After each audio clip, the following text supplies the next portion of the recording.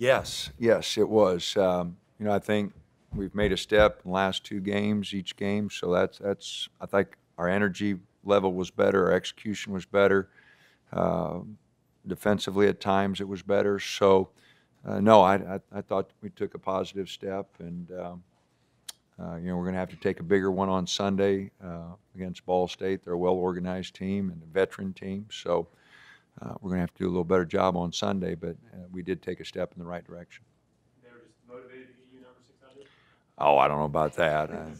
They just they wanted to play better. They practiced a little better this week, and I thought we had a couple good practices Wednesday and Thursday. So I thought we'd play good tonight. I really liked our practice on Wednesday, so um, it was better today. Kenny had a big game on the boards.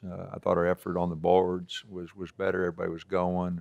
Our blockouts, I think, were a little better. So they'll have to be a lot better on Sunday, but I thought we took a step. Does hitting a milestone like 600, does that make you kind of pause and reflect? You look back on your career, is just kind of moving on? No, it does. It does. And the reason is you just think about all the players that you've been fortunate enough to coach.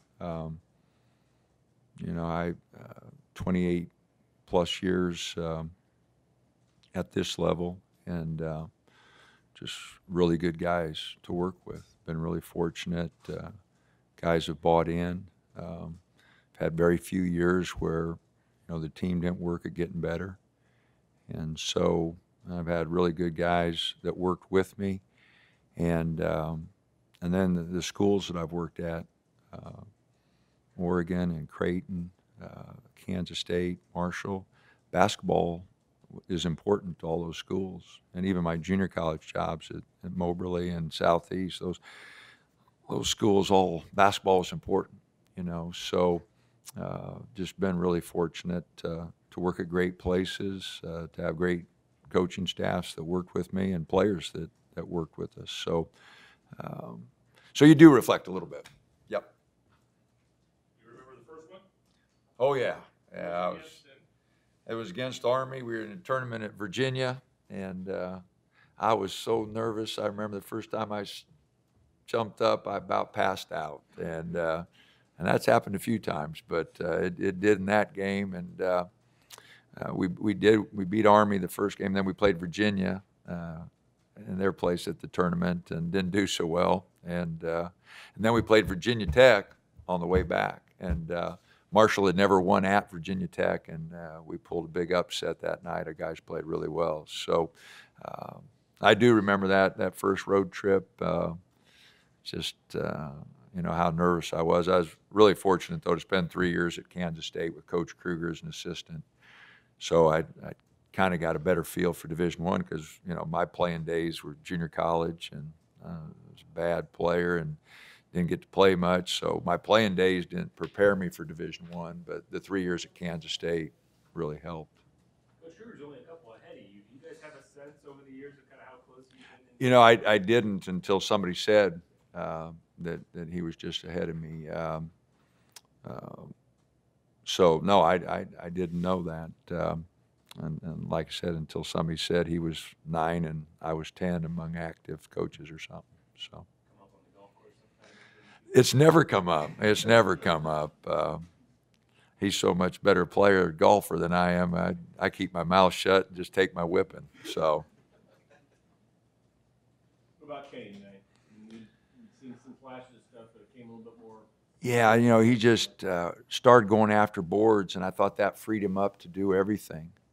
The 13 rebounds, what I'm really pleased with, his teammates did a nice job of getting him the ball for some easy ones, but those 13 rebounds, that's what we need, So I liked his presence there, but you can see the athleticism and once his feel and knack for what we want continues to grow, I think he does have upside. I think he'll continue to get better and better. He's working pretty hard. He's spent a little bit more time at the game now than he used to, so I think he'll continue to grow, and his athleticism, is so good that gives him a big chance to improve. Elijah had a little more efficient game tonight. What do you guys No, I thought Elijah set a great tone for us at half. He had 4 assists, 7 deflections. Uh, could have taken some shots, but passed them up. Um, I thought he played great. You know, the one time where Peyton missed the layup, he was the only one that followed it up and got us a bucket there. A great hustle play. So I thought Elijah played really good tonight. I thought he really set a much better tone for us. Is that kind of the role you envision for him as, bit of a distributor, but he can also kind of fill up like that? Absolutely, no. We don't want to take his scoring away from him. He passed up a couple shots because we had been talking so much about getting the best shot and making plays for his teammates that he passed up a couple that I probably want to see him take in the future. But he was really trying to get the ball moving, and again, his 7 deflections the first half. I don't know how many he had the second, but he led us in deflections, he led us in assists, and hustle plays. So he had a good game, had a really good game. Kind of surprised too that he could get up and dunk like that. Did that kind of surprise you? Well, he's been kind of fighting a nagging injury, so in the 6 weeks he hasn't shown, but I think he's getting healthier. I think Clay's done a tremendous job trying to get him healthy for a long period here, and I think he's got that bounce, but he did show a little more bounce than we've seen in practice. Overall, would you say this was your best defensive game of the season so far? Yeah, it is.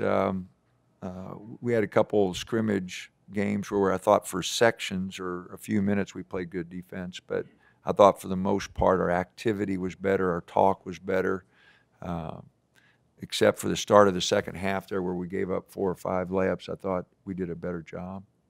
This schedule testing you guys enough? I don't know, but we needed some games. I mean, again, I'm not sure we're ready for Ball State, and I'm not sure we're ready for next week. So, yes and no. We'd like to play, some closer games, but it is what it is, and we got some of that in the scrimmage. And again, we'll have our opportunities. We just got to take advantage of them. We got to get better. Ball State will be, like I said, tougher on Sunday, and then next week we've got opportunities. Boise State's in the final of their tournament. Colorado State got to go to Fresno. So we'll have plenty of games to get better, and try to get prepared. I saw where Central Arkansas took UCLA to overtime. So, we're going to have our opportunity to get better, and then we open up with Utah and Colorado at home to start the conference, and the conference will be plenty good. So, we're going to have plenty of times to play people. We need to get those freshmen out on the floor and get them playing a little bit.